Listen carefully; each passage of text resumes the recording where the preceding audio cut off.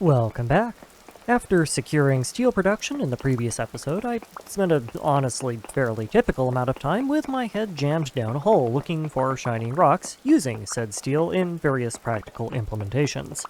By which I mean a pickaxe. The pickaxe is the practical implementation. Anyway, said shiny rocks are going to let me have a whole lot of fun here in a bit, but as with anything fun, I have to allow 4 to 6 weeks to process them into something usable, so instead of doing fun things, I get to lounge around and eat a hillside while I wait for the very slow quern to do its thing. I have plans to change that here later on, but plaques, so, they will take a bit. One eternity later. One massively overused SpongeBob meme later, and everything is still processing. Turns out when every machine you own is wind-powered, they don't work without wind. Who would have thought? That's fine, though, because there are other things for me to do, such as harvesting just an utterly insane amount of crops.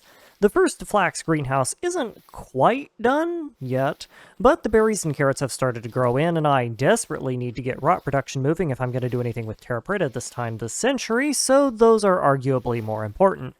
For whatever reason, but probably a game optimization, who knows, crops and plants never grow perfectly even if planted at the same time, so I'm going to be intermittently harvesting these for the next few days. But before we do that, it's construction time. Again! For you see, conservation of mass does not apply to Vintage Story, and by that I mean somehow through the power of I don't even know what, it is actually far more efficient to turn fruit into rot if you squeeze all of the juice out of it, let the fruit mash remains rot, and then stick all the juice in the barrel to rot as well, somehow. Last I checked, fruit juice was mostly water, so at best I should be getting sugary goo out of this, in my opinion, but no, apparently it just rots into perfectly good fertilizer precursor if you don't seal it up and let the Jesus application start taking hold. The caveat to this is that I'm going to need an absolutely massive amount of barrels to pull this off, since I'm going to be storing a bunch of liquid for a long time, and I will need even more to process all of the rot into compost, which also takes a really long time, hence why I'm making an entire warehouse for the purposes of barrel storage and fluid processing. Most likely I will end up moving all my tanning and dyeing operations here too, just because that makes sense. Of course, this massive increase in rot production efficiency comes with the drawback of being rather intensely time-consuming, and by drawback I mean advantage, because I love spending 42 minutes squeezing fruit into juice in a video game. I finally relented and made myself a second squeezer to try and speed this up too, but it didn't help all that much since I lose most of the time just by cranking the juice out, and you can only do that with one squeezer at a time no matter what. So, after a small amount of juicing, we return to our previously scheduled program of construction, by which I mean filling the entire area full of barrels. You might think this is overkill. You are wrong. I unironically am using a quarter of these already for various things, mostly related to rot farming, of which I have very large amounts. Some of it is also for production of leather, which I probably won't need a huge amount of, but at the same time it's not like tannin goes bad, and the hides that I tan with it definitely do, so it makes sense to keep some just lying around. While we're at it, the quern finally finished processing all the things I needed ground up, so I can do another interesting thing to get even more rot production going.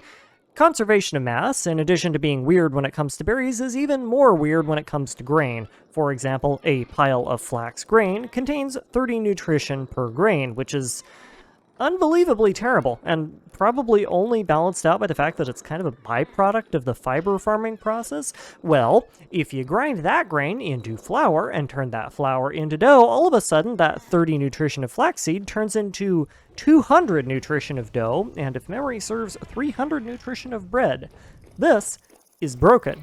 But wait, there's more. That dough turns into 1 stack of rot each. Meaning that flax, in addition to growing fiber, also produces quite a lot of free rot if you're willing to craft it, and I am, hence why I have an entire test of dough moldering away in my warehouse. Have I mentioned that I love this game? But hey, now that all my junk is finished grinding, I can finally get started using it for cool things, like explosives. You know, typical Goose stuff right there. All funnies aside, it's pretty obvious that unlike in other certain block-based voxel mining games, you are actually supposed to use these for something. Blasting powder is cheap, relatively speaking, and the items you make from it, called bombs, are made in stacks of 8 and are clearly disposable. They also work really, really well.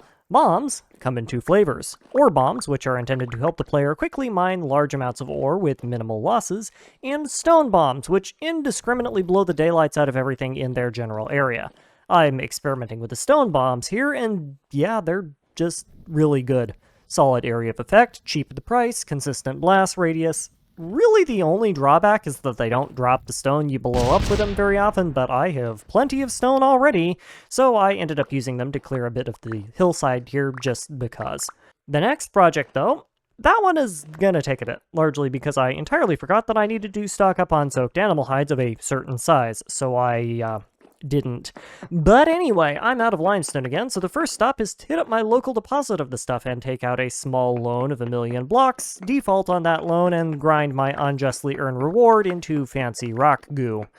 I then spent the next several days trying and failing to find animals large enough to give me appropriately sized animal skins, because naturally the one time I actually want to find animals, they don't bother showing up in sizes larger than mildly constipated raccoon. You know, give or take the random bear. It wouldn't do to have me thinking that I'm at the top of the food chain, somehow. I also forgot my knife, which is especially funny because this is the one time that I actually need to carry it on me. That's fine. Random flint does the job perfectly well. So anyway, we got the hides, and while those soak, let's do some chemistry. The first step of all of this nonsense is to make sulfuric acid by dumping water, sulfur, and saltpeter in a pot and heating it for a bit. I'm going to want quite a bit of the stuff, so I opt to do this with 6 pots in parallel, but honestly, this is entirely optional, your mileage may vary. Once the acid is done boiling, I can then mix it with a bunch of crushed chromium ore to make chromium sulfate, a particularly nasty chemical that I am somehow producing safely in the middle of a barn with stoneware, no safety equipment, and an open fire, without it spontaneously exploding, despite presumably it producing huge amounts of hydrogen gas. I'll take what is realism for 200, Alex. And after a quick nap to speed time up and sleep off the intense chemical poisoning I'm experiencing, my freshly harvested hides have finished soaking, my chromium has finished cooking, and then I can scrape the hides, stick them back in a pot alongside said chromium sulfate that I just made, and let them cook again. For the record, it is a more efficient use of chromium sulfate to do this with the huge hides you get from bears rather than the large ones you get from deer or elk. I just don't particularly care, since I'm not going to need to do this all that often. The last step, then, is to take these by now extraordinarily inconvenient to produce and expensive pieces of animal skin and cook them with beeswax to somehow produce a material called sturdy hide, which is not its actual name, but it's what I keep calling it, so we'll roll with it. This is an endgame material that is so strong it's only used for, like, 3 things. The first 2 are backpacks, which is what I care about most. Sturdy backpacks have 8 slots of space, and the minor variant comes with a whopping 14, which is, necessary. There's also an elk saddlebag you can craft with it if you have an elk, which I do not, probably because I ended up killing every elk that I saw to turn into the leather in the first place, so we're not going to bother with that. For now, I mostly just care about the general purpose bags, because for better or worse, most of my ore veins don't really have much of a commute associated with them yet, so the miner's bags are less useful. But wait, there's more! Eventually! For now, I'm so incredibly bottlenecked on my honeycomb production that due to my lack of cattail production, my plans are being somewhat delayed. So instead of doing a smooth segue into my next project, we're upgrading the cattail farm again. They might not have any major requirements for their growth, but cattails are kind of slow to grow, as it turns out. Probably has something to do with me repeatedly decapitating them, but who's asking? With that little bottleneck resolved, though, it's full steam ahead. For you see, it's dark and scary outside, and I would like to fix that. Now, vintage story players may wish to point out that I have had the technology to fix this problem since, like, episode 2. It's called oil lamps, and I have actually been using them for ages in certain specific locations. Well, yeah. I could have, but also oil lamps are ugly and stupid, and also they consume animal fat, which I have far better uses for, so I didn't choose to do anything with them. I then unlocked the technology to make torch holders, which are also ugly and stupid, except for the age ones, which ironically are the only ones I can't make, so those are also not being used. No, the only lighting option good enough for my playthrough is the Chad Lantern, which required candles, which until recently I couldn't make because bees, as is typical for any Goose gameplay whatsoever, were tech-gating me. Well, guess who can make candles now? It's pretty simple. Take wax, add fiber, insert to pot, apply heat. Lo and behold, we have candles, folks. Amazing. The one problem that this causes, or rather, should I say, opportunity this presents, is that each lantern also requires a metal plate to construct.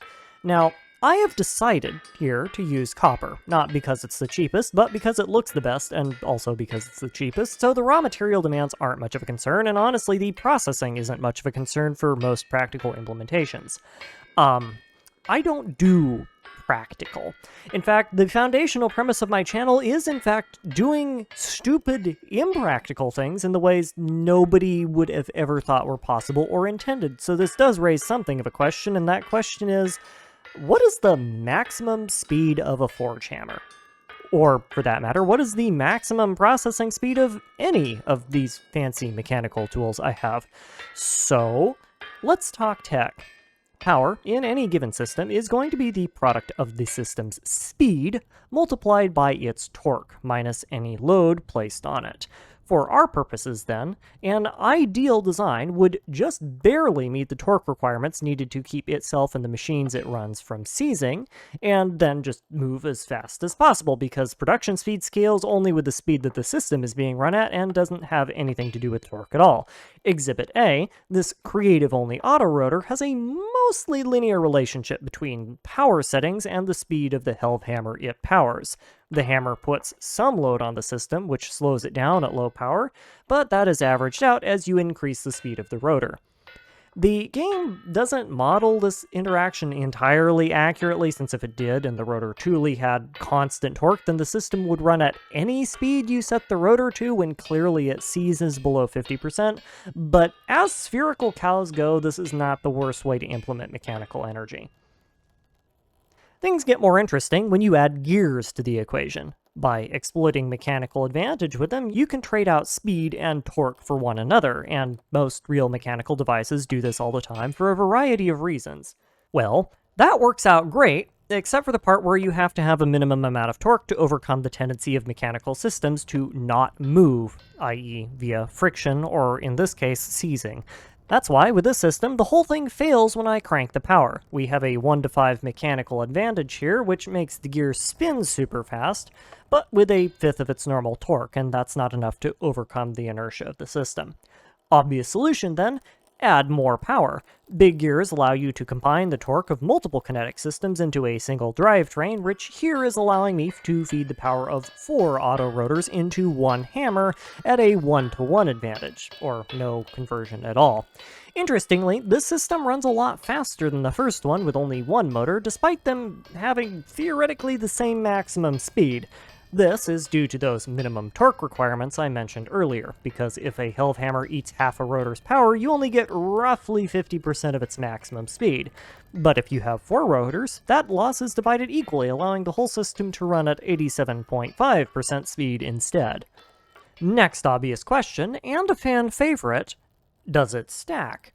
Well, sort of?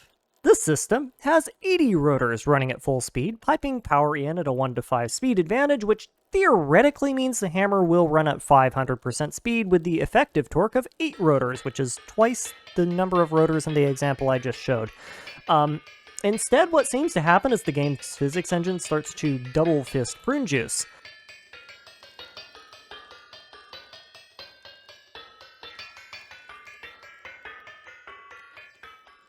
Yeah, I'm not sure what's going on here exactly, but this is not how any of this should be working, and it also isn't all that much faster than the other Helve hammer, so no, it looks like it doesn't stack.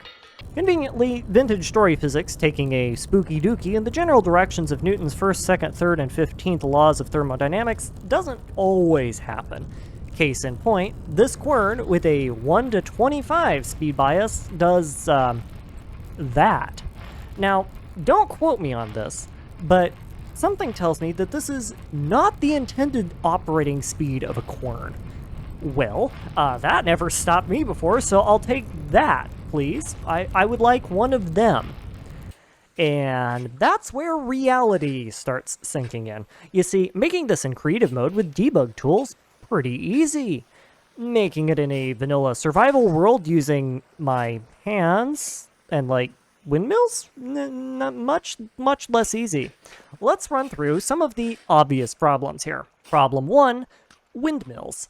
They have a very specific space requirement, as in you can't pack them like you can creative rotors because their sails need some room to stretch their wings. So this structure is going to be big. Problem 2, also windmills, because in addition to being extremely thick boys, girls, and structures of indeterminate gender, they require a frankly concerning amount of flax to produce. Making 1 or 2 of them is fine. Making 1 or 200 is an entirely different problem altogether. Problem 3, windmills. You might be noticing a trend here. Again, optimal placement puts them at or above Y170 in my current world, given that ideally this structure would be somewhat accessible without taking a trip to the nearest mountain range. That puts some concerningly massive requirements for the size of any build capable of holding them, and believe me, we are going to want to build for this, because without it, it is going to look special with some extra K. Problem 4, Toto, we ain't in Minecraft anymore, and automation is largely non-existent, so if I want to do this, it's going to be mostly done by hand. Now, I could, theoretically, quarry out a massive amount of perfectly serviceable stone like granite to do this build with. I could, but I won't, because I want to make it out of basalt, a stone type that I have thus far discovered extremely limited amounts of, and therefore makes it an ideal material to build something larger than my entire town out of. Obviously. And, oh yeah, problem 5, the only large-ish deposit of basalt I know of is located somewhere around the level of Satan's Bumcrack, in the middle of the single most dangerous place that I've found thus far in the game. So, you know, this seems like a perfect spot to take an extended vacation and set up a mining camp in, because that's a smart decision. And so begins the basalting. The deposit that I discovered at the bottom of a cave a couple episodes ago is reasonably large, and for all of its inconveniences is also the only one I know of that's large enough to even have a hope of supplying what I need, so I don't have much of a choice. Ironically, the stability concerns of mining down at the bottom of the world are rather non-existent thanks to the constant monster presence, but that introduces new issues, such as me constantly having to blast my way through the eternal hordes of extreme monkey whose, very short lifespans are spent doing precisely nothing except annoying me and trashing my armor. And believe me, there is a whole lot of armor trashing going on. Iron plate, in the grand scheme of things, is pretty good, but it isn't good enough, and the repair bill for this expedition is going to be hefty. Meanwhile, other tasks have to continue on in the background. For now, there isn't much I can do for the flax situation other than hoard rot like it's going out of style, so the farms are mostly situation normal. With autumn just around the corner, the big thing right now is harvesting and delimbing all the fruit trees for their fruit and transplantable bits, though I suspect that fruit growing operations are going to be put on pause a bit due to extremely long production queues. That's fine, the grafts don't go bad, somehow, despite having been, placed in chests for 2 years, despite them supposedly being living plants, so there's no rush to get them into the ground. Several months later, I finished extracting all the basalt after a great deal of grueling slave labor underground, whilst beset on all sides by the literal worst monsters the game has to throw at me. So, pretty typical Tuesday? The local everything population is, of course, none too happy about this, and once I'm done, I am strongly encouraged to pack my bags, grab my lanterns, and skedaddle, with many arrows in places best left unmentioned in this Christian Minecraft server. That works for me, though. There is really nothing else worth sticking around down here for anyway. Before we get building, though, back at the Goose base, we have an experiment to do. In Minecraft, there's a bit of a weird edge case tech called cake ladders. Basically, cake ladders, and by extension anything that acts like them, is a set of stairs that are squished down horizontally, and since a player's lateral movement speed is unaffected in Minecraft by going up or down vertical spaces, they let the player climb vertical distances much faster than a normal staircase would. Well, as far as I can tell in Vintage Story, the player has a half-block free step height to work with, so I wanted to see if it would work, and the answer is yes. They don't work quite as well here as they do in Minecraft, admittedly, and it does seem like maybe the player's movement speed is capped while using them, since I don't climb up nearly as fast as I would have expected, but they are at least marginally faster than climbing a ladder, so that will maybe be useful further down the line. So with that little theory confirmed, we are good to go with, at the very least, getting the foundations of my planned build done, which brings up another question. Where exactly am I gonna put this? Like, I want it close, but the thing is also going to utterly obliterate my current aesthetic pattern if I'm not really careful, so it is kind of important to have a good answer. I don't have a good answer, and as such have decided to simply lob it to the east of my current base with the hope that I can decorate it in post later, because I am a responsible city planner and all of that. And so, I get digging. And digging. And eventually I run out of things to dig, and I'm left with a giant pile of rock that had the indecency to spawn bang splat in the middle of my selected construction location. So, very inconsiderate. Now, I have quite a lot of stone already, so I really, and I do mean really, do not need to mine this thing out. Well, thankfully I don't have to, because I have lots and lots and lots of explosives and can quite easily just blow this sucker sky high. So I do that multiple times. And to the surprise of absolutely nobody, this is exceedingly effective, even if it does have a less than stellar effect on the local air quality and my inventory. And also the frame rate. That's fine, though all three of those are what we in the business refer to as an expendable resource. Several hours later, and rather a lot more explosives, and we're done digging. Done digging the foundation, that is. We're done digging just the foundation, and that's really all we're done with, because yeah, having a foundation excavated is nice, but now we need to build in it, and wouldn't you know it, but I don't have any of the stuff I need to build with. So this necessitates some more prep work. You see, you remember how I was like, oh yeah, I definitely want to build my megastructure out of basalt, so I'm going to mine a bunch of that real quick. Well, after further reflection, I have come to the conclusion that I don't actually want to build all of it out of basalt.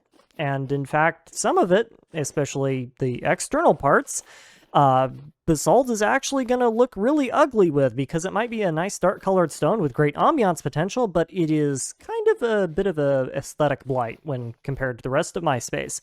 So no, instead I've decided that I want to build the exterior out of chalk, which you may be interested to learn. I know of only one deposit of located roughly 7,000 blocks from my current location.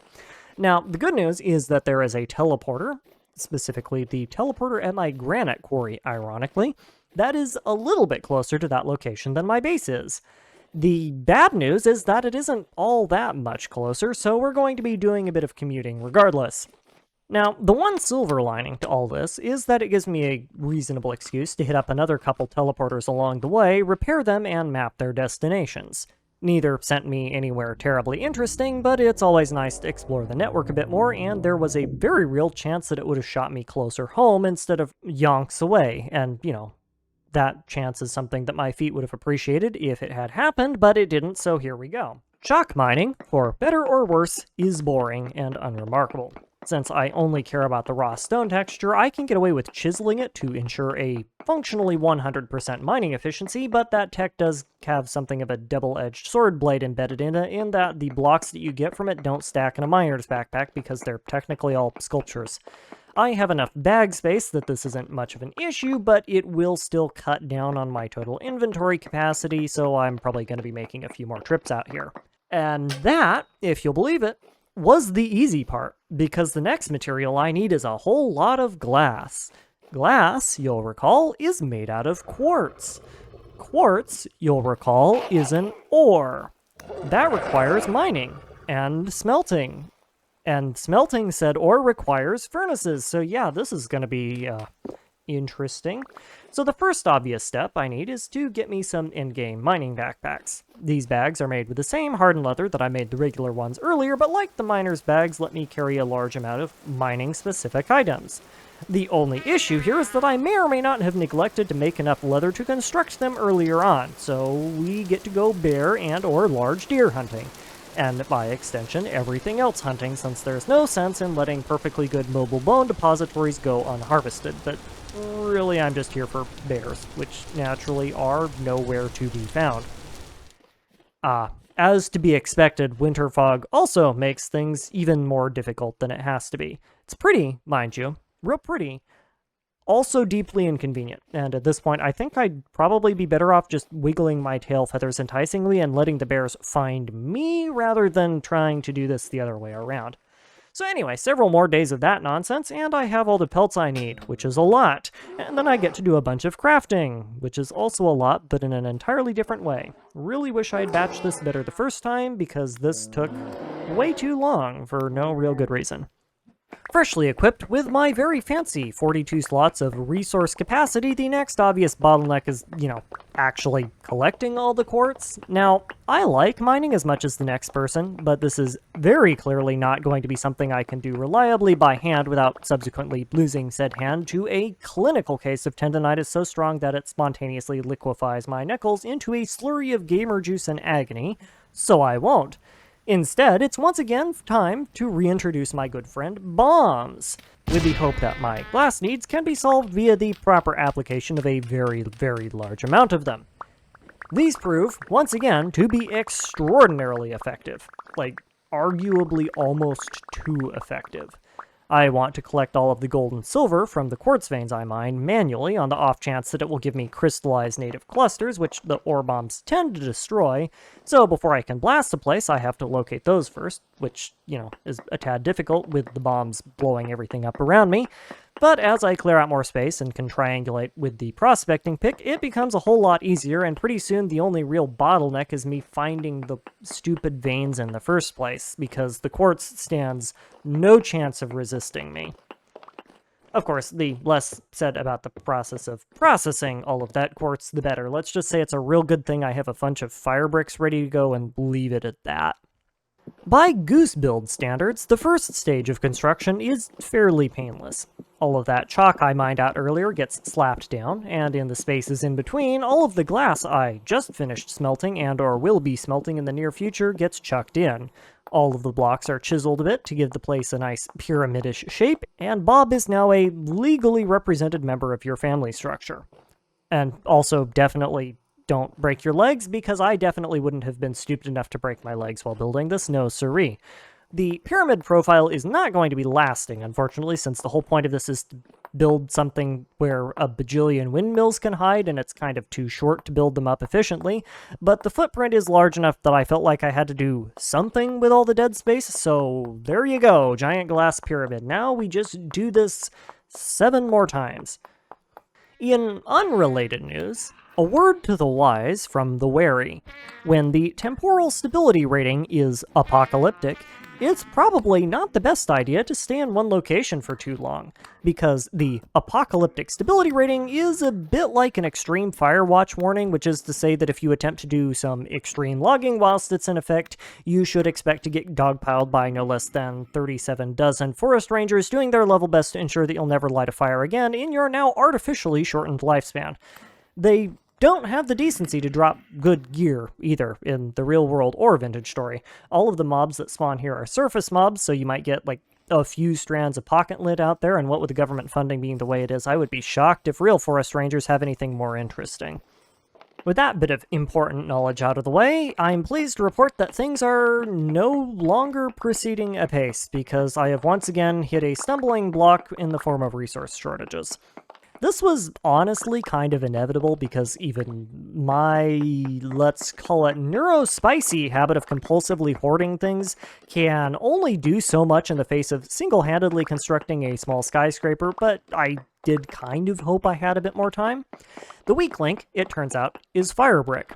quartz is easy to mine and charcoal is easy to stockpile, but fire brick requires the collection of flint, which takes time, and clay, which you can't really stockpile because you have to travel around to get it. So it makes sense that this would be the first stuff to run out. Unfortunately, the best source of fire clay I have right now is under coal deposits, supposedly, and I got uber scammed with the only one I found so far, so it's time to once again get back to prospecting. This proves easy enough, especially with explosives, though if I could stop getting scammed out of the fire clay, that would be greatly appreciated. What's less easy is actually getting the clay out of it, because 6 bituminous coal veins later, and I have only just now finally found one with fire clay underneath it, and in the process of excavating it, netted myself barely over a stack of bricks. Mind you, I do have multiple chests of coal now, but in terms of what I set out to do, this is not great. So that was a massive failure. Time for Plan B. Plan B, in this case, is short for burn up the 11 stacks of flint that I just had sitting around in my chest, doing nothing except taking up space, because I have hoarding problems whose size requires expression in scientific notation. I might not be able to find fire clay to save my life, but I sure as heck can craft it, and if I'd gone that route, we would have been done with this project by now. So, in the meantime, let's get some more upgrades, and in fact, the last possible upgrade, combat-wise.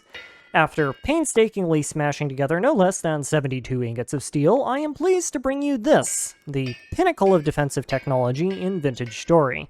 Steel plate armor is a direct upgrade from my old iron set, and it is the strongest armor set in the game, and also effectively turns you into a walking tank while you're wearing it. Commensurately, it also imparts upon you the average speed you would expect of a walking tank, so much like its iron predecessor, I'm really not going to be doing a whole lot of anything in it other than standing still and having my rear end handed to me on the self-provided shiny metal platter. It also is not terribly useful at the moment, but I had nothing to do while my bricks were smelting, and I expect that to change here shortly.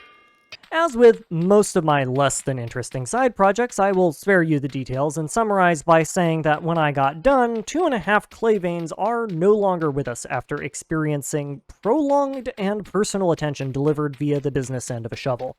The resultant 24 stacks of fire bricks were then slowly processed through my 2 beehive kilns because yes, I filled both to capacity and had bricks left over, and I am once again left to try and figure out what I want to do with all of my free time. You know, as if that's difficult to do around here. In my case, this so-called hypothetical free time ended up being free-range explosive deployment because I am once again out of quartz and eternally thirst for the wealth of rare resources it can contain, but, you know, you do you. Today, I also learned that high explosives are another excellent way of culling the local population of hostile dust bunnies, but I don't think that's a shock to anyone. For now, though, I think that is where we will have to leave it for today. Thank you all for your time, and as always, I hope you enjoyed.